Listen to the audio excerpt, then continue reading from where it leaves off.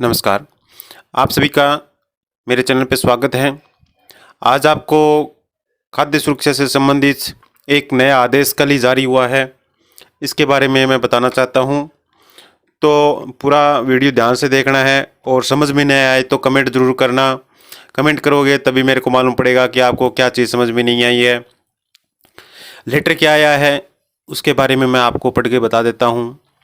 1 तारीख का लेटर है। राष्ट्रीय खाद्य सुरक्षा सूची में नाम जोड़ने हेतु पोर्टल प्रारंभ करने बाबत। यानी अभी एक नया जो पोर्टल है वो शुरू होने वाला है, फोरम जो है वो शुरू होने वाले हैं। तो आप धैर्यपूर्वक इस चीज़ को सुनिए कि क्या चीज़ कही गई है। महोदय,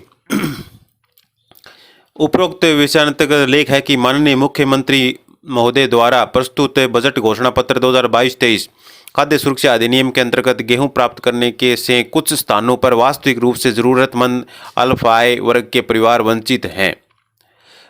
ऐसे परिवारों को NFSA national food security act पात्रता की सूची में जोड़ने की दृष्टि से 31 जनवरी 2022 तक प्राप्त अपीलों में सूचीबद्ध परिवारों को शामिल करते हुए शेष छूटे हुए परिवार मिलाकर लगभग 10 लाख नए परिवार जोड़ने की मैं घोषणा करता हूं।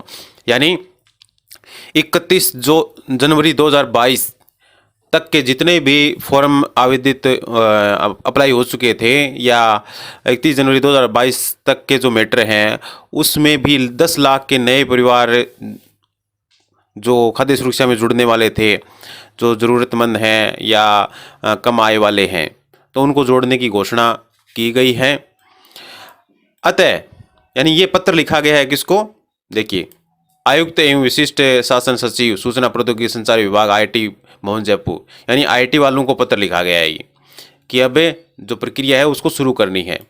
उक्त घोषणा की क्रियान्विति के क्रम में पोर्टल खोला जाकर ई मित्र के माध्यम से नवीन आवेदन पत्र प्राप्त करने की प्रक्रिया प्रारंभ की जाए। यानी नए आवेदन अभी शुरू नहीं हुए हैं, अभी ये आदेश जारी हुआ है कि इस प्रकार का पोर्टल जो है उसको तैयार किया जाए, दोबारा से खोला जाए, जिससे कि जो खाद्य सुरक्षा के अंदर नए फॉर्म जो है अप्लाई किए जा सकें। इसके लिए आपको पूर्व तैयारी क्या करनी है वो भी मैं आपको बताऊंगा। इससे पहले अफवाह फैल रही थी, इसकी व्हाट्सएप पे मैसेज आ रहे थे, तो वो तो एक अफवाह थी, लेकिन ये ओरिजिनल लेटर है और बिल्कुल सही है। ये उल्लेखनीय है कि बजट घोषणा 2021-22 की क्रियान्विति के क्रम में सार्वजनिक वितरण प्रणाली के तहत लाभ जन आधार के माध्यम से दिए जाने हैं। यानी राशन कार्ड के आधार पर नहीं दिया जाएगा, जन आधार कार्ड के आधार पर आपको राशन मिलेगा। इस संबंध में योजना भवन में दिनांक 30 तारीख को बैठक हुई थी, 30 मार्च 2022 को, अभी जस्ट 2 दिन पहले आयोजित की गई थी, जिसमें लिए गए निर्णय अनुसार पोर्टल पर आवेदन प्राप्त करते समय जन आधार कार्ड एवं आधार नंबर की प्रविष्टि आवश्यक है। यानी आप जब भी आवेदन कराओगे या पहले आवेदन हो चुके हैं उनके अंदर जन आधार कार्ड और आधार नंबर दोनों जो एंट्री है वो आवश्यक है। यानी जो भी आवेदन पहले हो चुके हैं उनके अंदर जन आधार कार्ड और आधार कार्ड की जो सीडिंग है वो करवानी आवश्यक है, क्योंकि नया ऑप्शन उसके अंदर मिलेगा देखने को। तो पुराने आवेदन जितने भी हैं उनको एक प्रकार से ये हम कह सकते हैं कि एडिट होने ज़रूरी हैं, वो एडिट होंगे, उसके बाद में उसको दोबारा से सबमिट किया जाएगा। एक प्रकार से वो रीसबमिट होने वाले हैं। का विकल्प सॉफ्टवेयर के माध्यम से प्रावधान किए जाने का सुनिश्चित करावें। ये भी उल्लेखनीय है कि राज्य में राष्ट्रीय खाद्य सुरक्षा योजना के लाभार्थियों के नाम जोड़े जाने का कार्य दिनांक 18/5/2020 को ई मित्र के माध्यम से आवेदन प्रक्रिया आगामी आदेशों तक बंद किया गया था। यानी 18 मई को 2020 को ये बंद कर दिया गया था, जिसके अंदर कोई भी आवेदन जो है नहीं हुए थे और उसके बाद में कोई आवेदन हुए भी नहीं थे। एक बार बीच में शुरू किया गया था, जो पुराने जितने भी आवेदन थे उसको अप्लाई करने का ऑप्शन दिया गया था और उनको अप्रूव किया गया था। तदुपरांत दिनांक 18/5/2020 तक के प्राप्त आवेदनों का निस्तारण किया जा रहा है।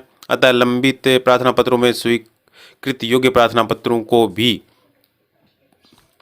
जन आधार सीडिंग के पश्चात ही निस्तारण किया जाए। यानी जन आधार की सीडिंग के बिना आपका आवेदन मान्य नहीं है। सबसे पहले आपको ये काम करवाना है, आपका जन आधार कार्ड लेके जाना है मित्र पे, और आपके से जितने भी आधार कार्ड हैं वो लेके जाने हैं, और जितनी भी बैंक पासबुक है वो लेके जानी है, और वो सब डिटेल्स जो हैं बैंक बैंक पासबुक का इसमें मैं एक्स्ट्रा इसलिए बोल रहा हूँ क्योंकि आगे आने वाले टाइम में हो सकता है कोई अन्य कोई स्कीम लागू कर दें, तो खाता संख्या भी उसके अंदर जन आधार कार्ड में जोड़ना आवश्यक है। वो आप पहले से तैयार कर लो, क्योंकि बार बार आप एडिट कराओगे, बार बार आपके पैसे लगेंगे, बार बार आप परेशान होगे। इससे अच्छा है मैं आपको पूरा बता देता हूँ। एक जन आधार कार्ड के अंदर जैसे आपके बच्चे पढ़ रहे हैं, मान लो उसके 10वीं में 80% नंबर बने या 90 बने, तो उसमें जैसे गार्गी पुरस्कार है या इस प्रकार की बहुत सारी योजनाएं हैं जिसके अंतर्गत जन आधार कार्ड के अंदर जब कोई भी दिक्कत होती है तो वो फॉर्म आप आवेदन नहीं कर सकते। अब की बार बहुत सारे केस ऐसे देखने को मिले थे कि फॉर्म जैसे अप्लाई करें तो वहाँ पे not found Jan Aadhaar card data या मिसमैच या इस प्रकार के बहुत सारे एरर आते हैं। तो आपसे निवेदन है कि आपके परिवार में जो भी जन आधार कार्ड है उसमें जो बच्चे पढ़ रहे हैं उन्होंने यदि 10वीं कर ली है या 8वीं कर ली है तो उसके आधार पर उसके अंदर जो भी डाटा है, विद्यालय का जो रिकॉर्ड है वो जन आधार कार्ड में अपडेट कराएं। उसके बाद में उसका जो आधार कार्ड है वो भी उसकी मार्कशीट के आधार पर ही अपडेट करवाएं। उसके बाद में उसकी बैंक पासबुक है, बैंक पासबुक के अंदर भी वही डाटा अपडेट करवाएं जो उसके 10वीं की मार्कशीट में है, 8वीं की मार्कशीट में है या बैंक जो आधार कार्ड में जो आपने सही करवाया है वो है। तो ये टोटल चीज़ जैसे मार्कशीट हो गई यानी विद्यालय रिकॉर्ड हो गया, और आधार कार्ड हो गया, बैंक पासबुक हो गया, पैन कार्ड वगैरह जो भी है यदि है तो ये सारा डाटा जो है एक स्पेस का भी डिफरेंस नहीं रहना चाहिए, तभी उस बच्चे को कुछ फ़ायदा मिलेगा। रही बात राशन लेने की, तो राशन भी आप तभी दे पाओगे जब आपकी आधार शीडिंग और जन आधार कार्ड की शीडिंग जो है पूरी सही प्रकार से होगी। तो जितने भी आधार करेक्शन है वो करवाने हैं वो करेक्शन कराओ पहले, उसके बाद उसकी शीडिंग करवाओ। सही प्रकार से शीडिंग होने के बाद में ही आपको अच्छी प्रकार से कुछ फ़ायदा मिल सकता है, अन्यथा उसमें समस्याओं का सामना आपको करना पड़ सकता है। ये मैं काफ़ी बार हर वीडियो के अंदर लगभग ये राय देता हूँ, लेकिन लोग क्या करते हैं कि जैसे आवेदन शुरू होते हैं ना उस टाइम में ये बोलते हैं कि जन आधार कार्ड सही करना है। तो ये मान के चलो जन आधार कार्ड यदि आप सही करने के लिए अप्लाई भी कर देते हो, ना करते ही 1-2 महीना आराम से लग जाएगा। ज़्यादा भागदौड़ करोगे तो 1 महीने में करवा लोगे।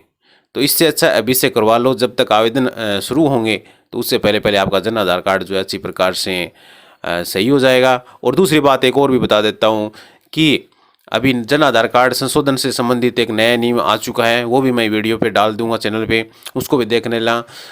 उसके आधार पर ही जन आधार कार्ड को सही करवाना है। तो इस प्रकार से ये जो है प्रक्रिया अभी शुरू होने वाली है, और ये जगह जगह जितने भी लेटर जो हैं वो जारी हो चुके हैं, अलग अलग विभागों में इसकी जानकारी दे दी गई है। इसलिए आप सबसे निवेदन है कि इसको अच्छी प्रकार से आप देखें, और पत्र को भी आप पढ़ सकते हैं, सारा सब कुछ लाइव है और गवर्नमेंट का लेटर है। किसी भी व्हाट्सएप पे अवांछनीय या गलत इन्फॉर्मेशन आ रही है तो उसके ऊपर विश्वास नहीं करें। मेरे चैनल के ऊपर जो इन्फॉर्मेशन मिलेगी वो लाइव सबूत के साथ मिलेगी, और कौन सा लेटर क्रमांक किसके ऊपर क्या आदेश जारी हुआ है उसके साथ आपको दी जाएगी। तो इस प्रकार से चैनल से जुड़े रहें, चैनल को सब्सक्राइब कर दें, आपको एक एक पॉइंटों की जानकारी दी जाएगी। तो आपको सबसे पहले आज यही करना है कि अपना जन आधार कार्ड और जितने भी आधार कार्ड हैं वो बच्चों की मार्कशीट हैं वो उन सब का डाटा मैच करवाना है। कोई भी ऊपर नीचे है उसमें तो ई मित्र वाले के पास जाएं और अच्छी प्रकार से उसको अपडेटिंग करवाएं। इसके बाद में आप जो भी आवेदन करोगे वो अच्छी प्रकार से आपका सही हो जाएगा, मान्य होगा। सूचना अच्छी लगी चैनल को सब्सक्राइब करें, लाइक करें और वीडियो को ज़्यादा से ज़्यादा शेयर करें। थैंक यू, धन्यवाद।